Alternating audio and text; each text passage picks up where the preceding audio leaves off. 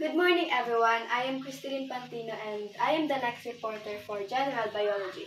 So my topic is all about explaining transport mechanism in cells.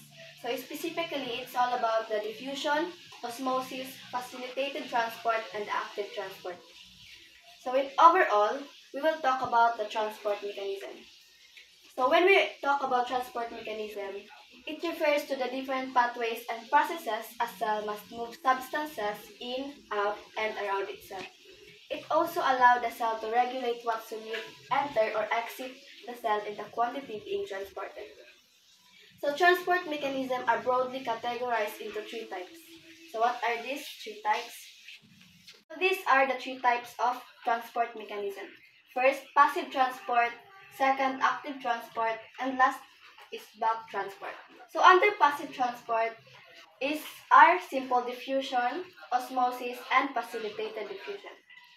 So under active transport, primary active transport, secondary active transport, and steam-port and antiport.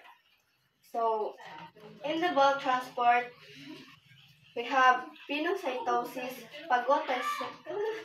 phagocytosis, endocytosis, and exocytosis.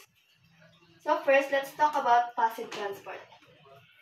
Passive transport is the movement of biochemicals and other atomic molecular substances across cell membranes. So this type of transport relies on the concentration gradient of solutes to move them across the plasma membrane. So there will be no energy will be spent to move the solute across. So ibig sabihin po is di na kailangan ng energy and yung concentration gradient niya is from high concentration to low concentration. So we have here the key points. Number 1, no energy needed. So the cell doesn't spend any energy like ATP or adenosine triphosphate to make this happen. Second, concentration gradient. So substances move from areas of high concentration to areas of low concentration. Third, the equilibrium. The goal is to reach a state where the concentration is equal everywhere. So type of passive transport. We have here diffusion or simple diffusion. Second is facilitated diffusion. And lastly, osmosis. First, diffusion. So diffusion is the movement of molecules from an area of higher concentration to an area of lower concentration. It's driven by the concentration gradient and doesn't require energy. So, ibig sabihin po ng higher concentration to an area of lower concentration, ibig sabihin, for example, may slides, tapos galing tao sa taas, and pag nag-slide siya, is di niya na kailangan ng energy para magbaba siya. Tapos, day din po siya ga-require ng energy. So, simple diffusion naman is a specific type of diffusion where molecules pass directly through the cell membrane without the help of membrane proteins. So, this is when small, uncharged molecules slip directly to the cell membrane. So, this usually happens with small, non-polar molecules. So, ibig sabihin na po, sa simple diffusion, so same lang siya sa diffusion, pero ining simple diffusion is specific type of diffusion lang. So, ibig sabihin na po, yung mga non-polar molecules is mas madali siyang mag-pass directly duman sa tuyang cell membrane. So, ini po siya, alog po siya kain. Ini po yung cell membrane ta. Tapos, for example, mga small or non-polar molecules yan. Tapos, pwede siyang mag-direct na mag-agi duman sa cell membrane ta. Saday lang siya and non-polar. So, ibig sabihin, yung mga dakula and mga polar molecules is they pasinda directly makakaagi sa cell membrane.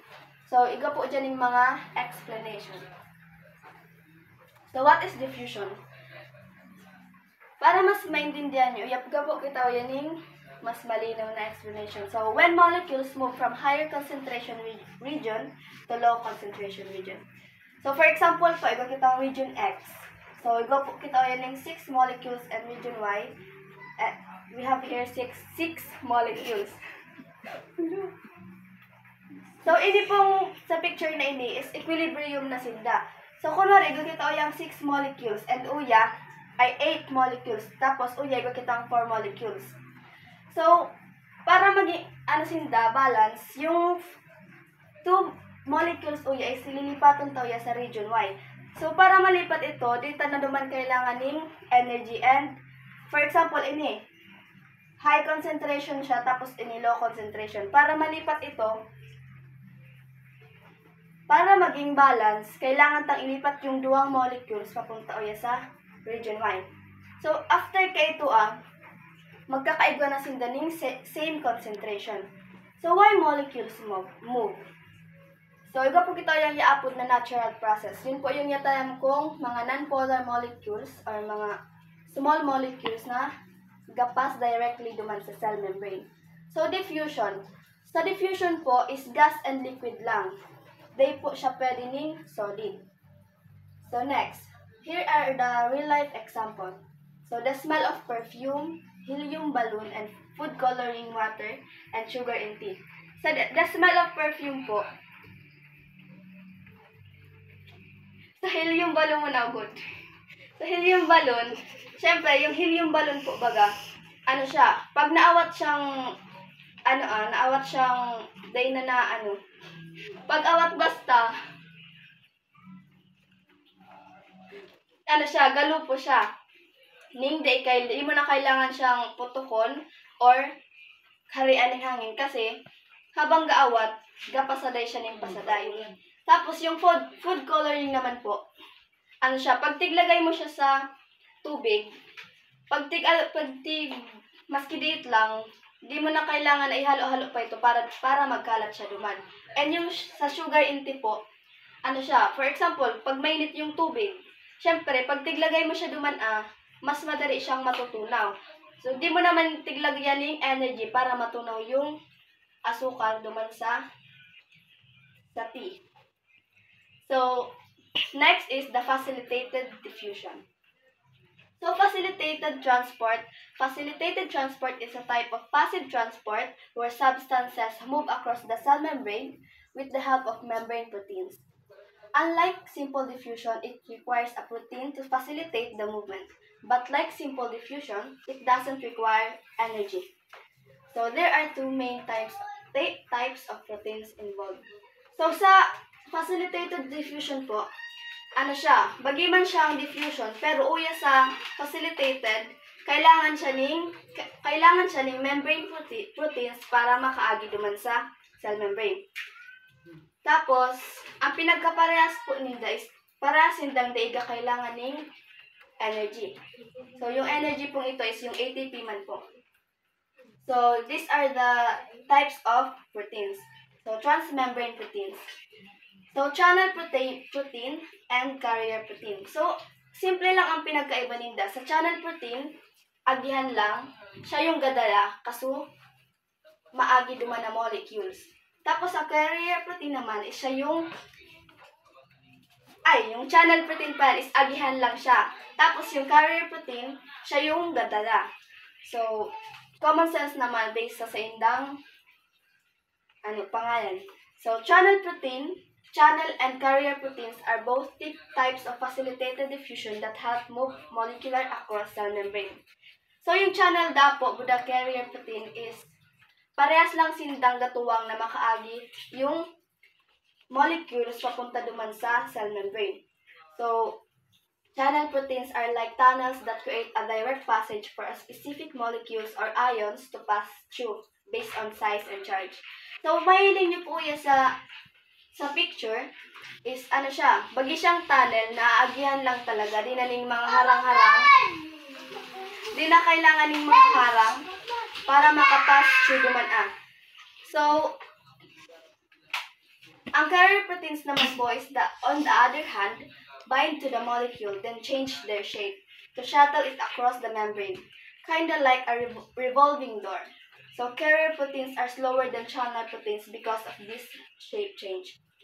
So, nailin niyo po yan sa picture, bagi siyang may harang. So, ining harang po na ini para makaagi dyan yung molecule, kailangan niya po siyang i-shape. For example, nag-agi siya dyan, tapos ang shape niya is bilog.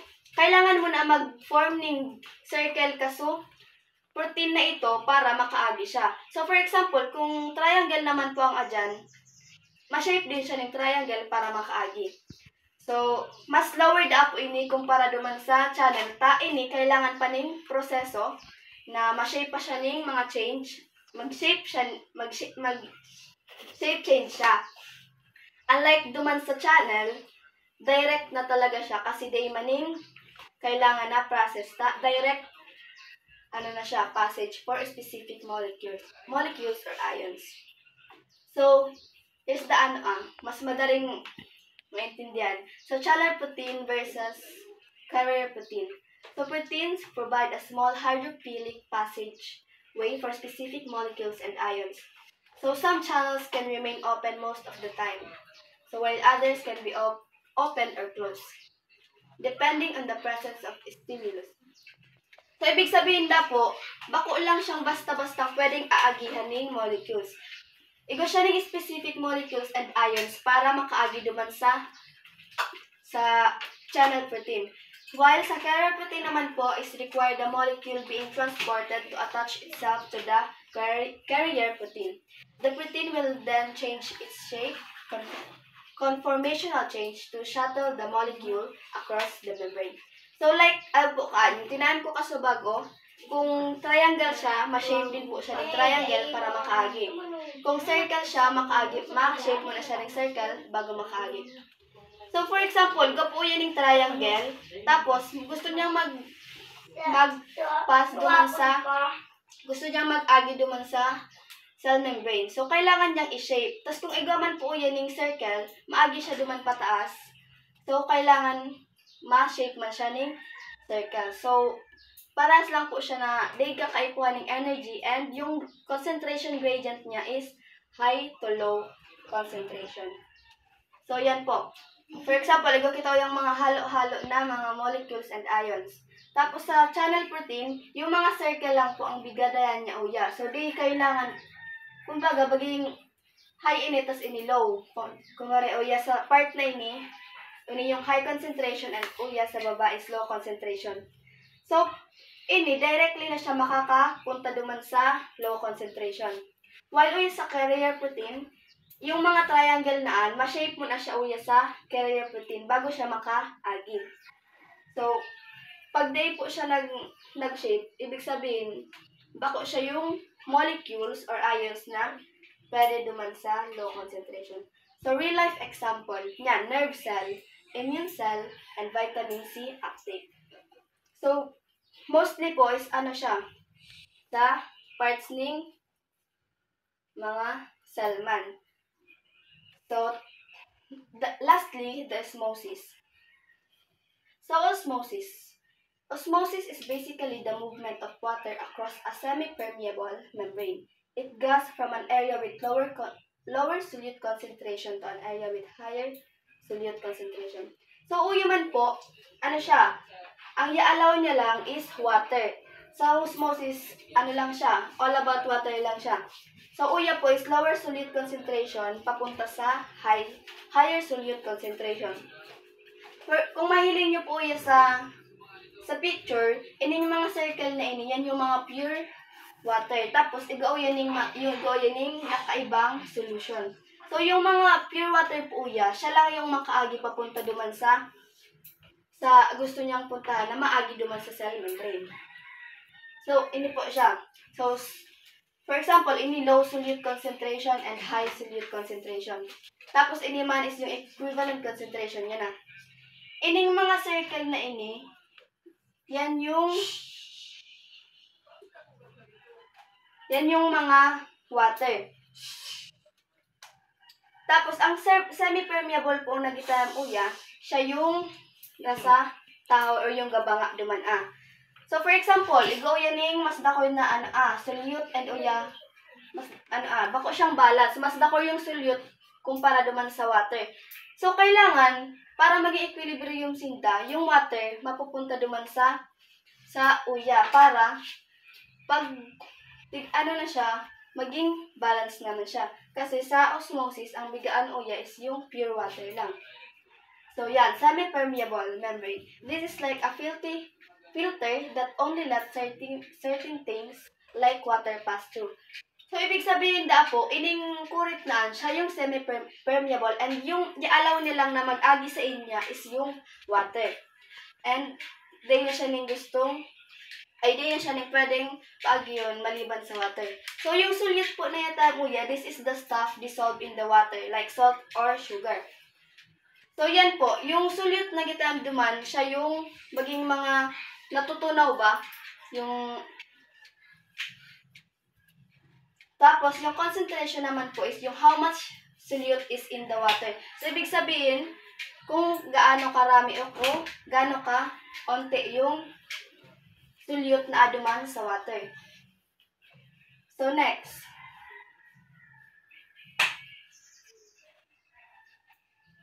Yan, semi-permeable membrane. So, ang makaagi lang po is water and di siya pwedeng ibang mga mga solute, ganun. Tapos, ang dilute solution naman po na sabi uya is yung more water molecules and yung concentrated solution is yung less water molecules. Yan. So, taras lang po anduman sa inot. Yan. For example, ining mga dakulangan, yan yung mga solute. And then, ining mga bilog na yan yung mga water. So, kung mahiling nyo uya, saday lang siya, tanganing makaagi yung water lang. And ining mga dakulang di siya duman pwedeng makaagi. So, yung iba daap uya, nagpunta uya, yung ibang water uya, nagpunta uya, para maging balansin da. So, kung mapapansin nyo, bako siya uyang balance, pero bako man lang siyang about duman sa paano ka dako o paano ka ano. Siyempre, may mga solute naman dyaon, kaya nag-alog siya kaan. Yan. So, concentrated salt solution, tapos dilute salt solution.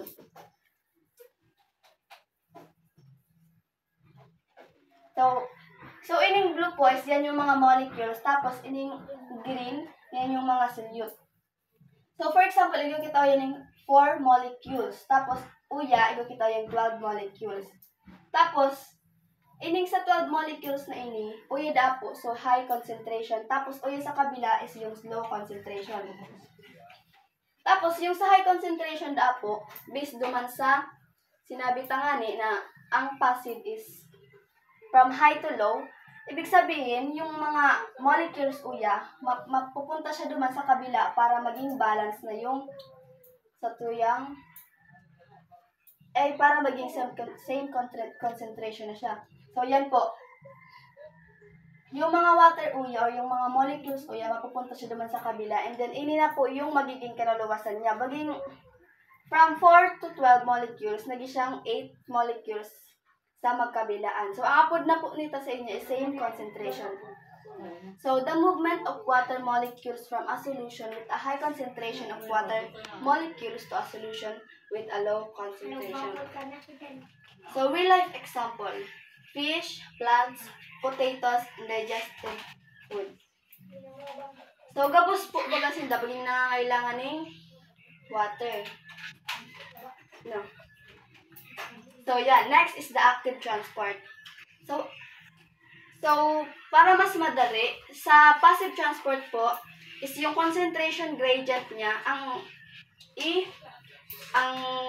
tandaan nyo lang sa passive transport is yung concentration gradient niya is from higher to lower concentration. Tapos, di siya ga-require ng energy para maka-agi duman sa cell membrane. While the active transport, so active transport moves molecule across the cell membrane from low to high concentration, going against the concentration gradient. So, uyida po sa active transport, opposite siya ng passive transport. So, ang active transport po is move siya from low to high. So, duman sa passive, high to low. So, uya naman is low to high. So, unlike passive transport, it requires energy, usually from ATP o coil. So, duman sa passive, kailangan ng energy. Tapos, uya sa active transport, require siya ng energy, which is the ATP, or the adenosine triphosphate. So ATP powers carrier proteins in the membrane that change shape to move substances across the cell. So alam po siya kay niya. So para yung mga molecules uya, kaipuhan niya mun aning baging alog siya kaan, baging so kasabagong pinahiling ko nag-shape siya ga shape. Tapos pero ang pinagkaiba lang uya sa active transport, kailangan na ning energy. Tapos from low to high na concentration na. So, yan, key points. Yan yung mga dapat tandaan. So, sa energy, it requires energy usually in the form of ATP. So, sa concentration gradient naman niya is moves substances against the concentration gradient. So, yung concentration gradient niya nga, isari ko kasabago, from low to high concentration. So, uya sa active transport, nangangailangan din siya ng equilibrium. So, uses carrier proteins in the cell membrane. So, sa passive transport po baga, channel and carrier proteins ang pwede naman. So, uwi sa active transport, ano na lang, saro na lang, which is the carrier proteins na lang. So, types of active transport. We have here primary active transport, secondary active transport, and the bulk transport or vesicular transport. So, first is the primary active transport. So, primary active transport is a type of cell transport where substances are moved against their concentration gradient from low to high concentration using directly from ATP. So this process uses membrane proteins called pumps to move ions or molecules across the cell membrane. So the primary active transport po, saro siyang cell transport kung saan yung mga substances niya is gahiwas from low to high concentration. And para mag-function ito, kailangan taning energy na directly from ATP. So yan po, bagi siyang alog kaan. So bago makapas yung molecule uya, kailangan siya ng energy. Ining na sa yan yung mga cell membrane na aagihan niya. So this process uses membrane proteins called pumps to move ions or molecules across the cell membrane. So, yan po. Yan yung picture niya. Di ba yung kasubago sa facilitated transport, alog kaini yung carrier protein niya, ma-shape mo na siya.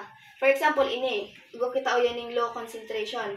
Tapos, ining molecules na iniuya, bago siya makapas, kailangan niyang ma-shape mo na yung molecules na aduman para makaagi siya uya. Pero bago ito, kailangan taning energy, which is the ATP. Tapos, after kaanyang ma-shape siya, bagi siyang mabaliktad na. And yung, imbis na paalog siya kanin, close ini, naging alog siya kanin, nag-open siya. So, ibig sabihin, pag nagsara ini, mabukas itong kabila, and maagi na naman yung molecule. And then, yung paulit-ulit na lang yung process na ito. Depende sa molecules na maagi. Tapos niyan, key characteristics. Uses ATP directly, moves molecules against the gradient, requires transport proteins or pumps, and helps maintain balance of ions inside and outside the cell. So yan, how it works. ATP binds to protein pump in the cell membrane. And ATP breaks down into ADP, phosphate, releasing energy. The pump changes shape and pushes molecule against the gradient. And the ATP binds to a protein pump in the cell membrane. So sabi ko kasubago nga ni, kailangan na munang mag-shape change para ma-push yung molecules against duman sa gradient. Tapos yan, most important example is the sodium-potassium pump. So, example po nito ng primary active transport is yung sodium-potassium pump. So, pumps 3 sodium ions out of the cell, pumps 2 potassium ions in. So, ibig sabihin po, yung 3 sodium ions na ito, maging iluluwas siya duman sa cell. Tapos, yung potassium naman is ilalaog na siya duman. Tapos, kailangan niya lang ng sarong ATP kada cycle. So, yan. Next is the secondary active transport. Secondary active transport. is the movement of the molecules across a cell membrane without using ATP directly. So instead, it uses the energy stored in the concentration gradient created by primary active transport. So yung secondary and primary active transport po is connected pero may pagkakaiba sila. Kung sa primary active transport kailangan ng energy, o yun naman sa secondary active transport is pwede siyang mag-move against the pwede siyang mag-agi without using the ATP. So instead, gagamit siya ng energy stored in the concentration gradient na ginibo kaso primary active transport. So baging alam po siya kaan. So ining high na ining sodium tapos low sodium. Ining pink na ini uya is maagi siya uya, ka-shape niya baga baging yung shape na ito baging yan yung specific na makaagi duman. Tapos after kaan bagi siyang mabukas. Tapos ini naman so mabaliktad siya tapos yung mga molecules na ining bilog na ini baging malaog siya uya tapos ano niya na naman niya ibabaliktad niya na naman niya tanganing makapunta siya uya. So yan. So energy releasing transport. So how the secondary transport works. So primary active transport pumps ions to create a high concentration on one side. So yung sa primary active transport dapo, ga-concentrate siya duman sa para mas dako yung mapuntang molecules duman sa high concentration. Tapos these ions naturally want to move back down their gradient. So when they move back through a transport protein, they drag another molecule with them. So, ibig sabihin, bako lang na saro yung pwedeng makaagi duman. Ibig sabihin, pwede siyang tulo or duwa, pwede siyang mag-drag ng another molecule para mag-agi duman sa cell membrane. So, sa passive transport kumbaga, saro-saro lang siya. So, uya, pwede siyang duwa, tulo, or so on. So, this allows the second molecules to move against its gradient. So, there are two types of secondary active transport. First is the symport. So, symport is a type of secondary active transport where two substances are simultaneously transported across a cell membrane in the same direction. So, uyida po, sa secondary active transport, pwede siyang duwang substances na parehas ang aagihan ninda o parehas sinda ning pupuntahan. So, one substance moves down its concentration gradient from high to low concentration, which provides the energy to move the other substance against its concentration gradient from low to high concentration. So, this is different from antiport, where the substances move in opposite direction. So, symport po, ang tandaan nyo lang is pwede siyang mag-agi with the same direction. So, sa antiport naman, antiport is another type of secondary active transport where two substances are transported across a cell membrane in opposite direction. So, uya, kung sa symport, pwede siyang mag-pass across duman sa cell membrane in the same direction. Uya naman po is opposite direction siya. So, one substance moves down its concentration gradient from high to low, which provides the energy to move the other substance against its gradient from low to high. So, this is the opposite of symport, where both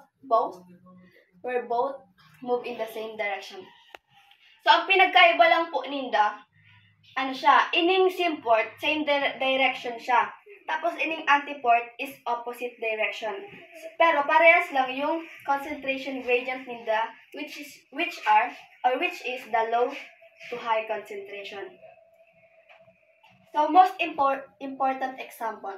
So, sodium glucose importer. Sodium glucose importer. So, ang location is small intestine and kidney tubules.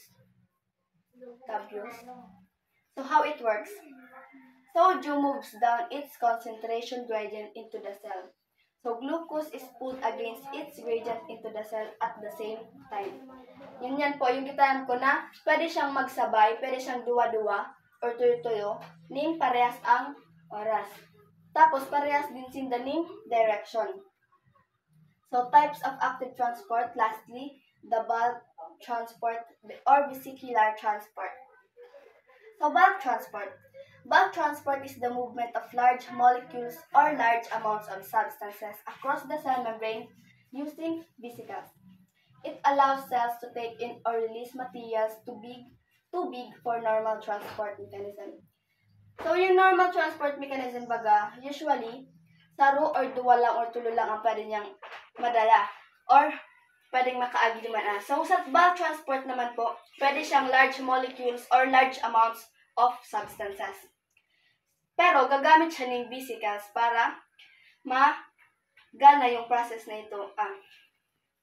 So, it allows cells to take in or release. Ibig sabihin, ga-allows itong bulk transport na magluwas or maglaog yung materials na dakula kumpara duman sa normal transport it is. So, yan po. So, ang vesicles na yata po yan, yung alog siya kaan. Tapos, ining mga anong ini, yan ang nahiling niya na alog kaan. Yan yung cell membrane. So, sabi da po, baga duman sa previous reporters, ining mga binugnaan, yan yung head. And then, ining mga baging sa rin andyan, yan yung tail. Kung nagdangob ka mo based naman sa video niya. So, there are two main types of bulk transport. So, first is the endocytosis or into the cell. Yan po siya. So, definition. Process where the cell engulfs substances and brings them inside using vesicle. So, from the word itself, endocytosis or into the cell. Ibig sabihin, papunta siya duman sa cell or galaog. In to the cell. Tapos, energy required. Yes, required po siya ng energy or gamit siya ng ATP. So, yung purpose niya is to take in large molecules or particles too big to pass through the membrane. So, purpose niya po is magdala ng mga large molecules or large amount of molecules, substances, duman sa membrane. So, next is the exocytosis. So, or out of the cell. Yan, from the word itself, out of the cell. So, definition. Process where the cell releases substances from inside to outside using vesicles. So, energy required. Yes, required din po siya ng energy. Or yung gitawag nating gitawag litang ATP. So, purpose. Remove waste. Secret hormones or enzymes. So, release neurotransmitters in nerve cell. So, ang enzymes na yata mo dyan sa sunod na pong reporteran. Anong enzymes? So, next reporter po. So, yan. Based uya sa picture. Endocytosis, yung mga cell uya sa lawas, palaog niya duman sa plasma membrane. Ay, yung plasma membrane pa yung baging siyang wall, no? Baging yung bias. Tapos, sa exocytosis naman po is galuwas siya ning molecules out of the cell. So, ang tandaan lang po sa endocytosis is galaog siya ng molecules duman sa cell, and sa exocytosis naman is galuwas siya ng molecules duman sa cell. So, types of endocytosis. We have here three types. First is the phagocytosis or the cell eating. So, engulfs solids. So, for example, bacteria or debris. Second is the pinocytosis or cell drinking. Engulfs liquids, for example, nutrients. And the third is receptor-mediated endocytosis. So, engulfs specific molecules using receptor proteins. So, for example, cholesterol uptake. So, sa phagocytosis po, lang siya? Ga-engulf lang siya ng solids. Mga solids lang. While sa pinocytosis naman po, ga-engulf naman siya ng liquids. So, sa third naman, ano siya, paging may specific lang siyang molecules na gamit yung receptor proteins. So, here are the key points of bulk transport. First is moves large molecules or large quantities. Second, requires energy or the ATP. Third is uses vesicles to transport materials.